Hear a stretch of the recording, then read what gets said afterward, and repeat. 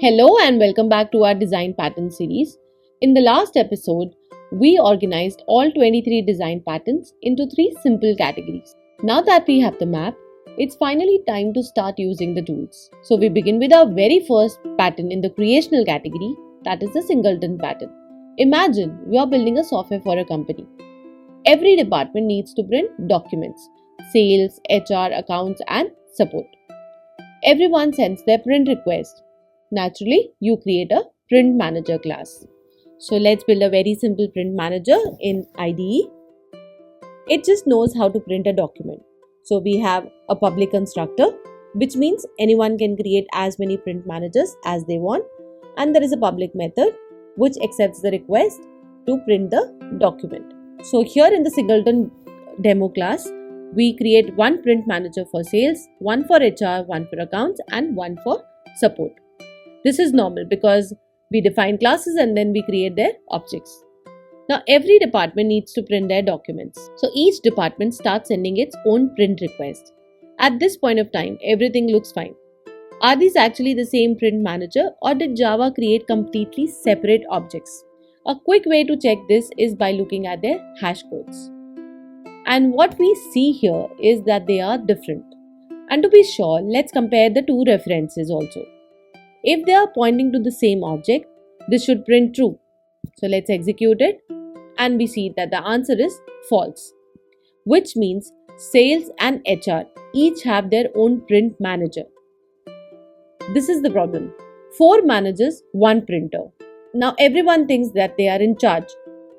Requests collide, documents print in the wrong order, and the printer becomes unpredictable. The problem is not the printer. The problem is that multiple managers are trying to control it.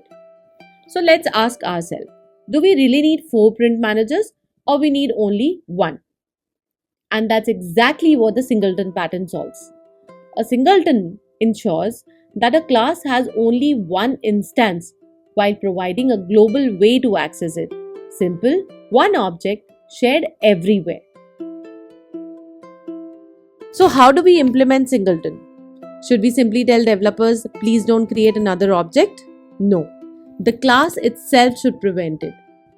So the first step is very simple, make the constructor private so that nobody outside the class can create objects. Now the class needs somewhere to store its only instance. So for this, we are going to create a private static variable. And finally, we define one public method.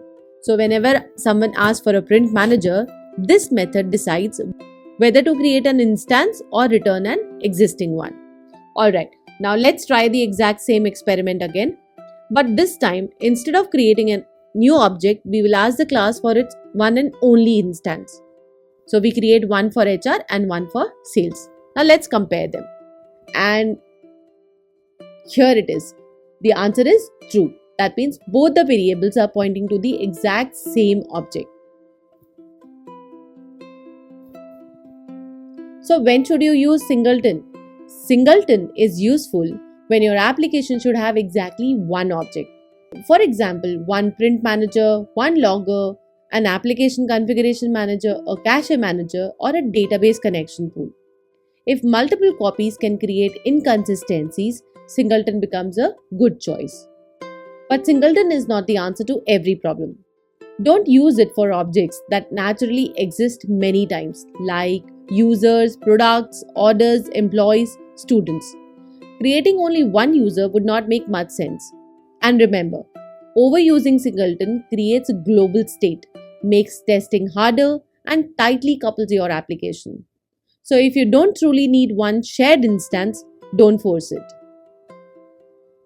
So today, we learned that singleton is not about stopping people from creating objects. It's about protecting resources that should only have one manager. Whenever your application needs exactly one shared instance, singleton is one possible solution. There is one more question. What happens if 2 threads call getInstance at exactly the same time? Can 2 objects still be created? The answer is yes.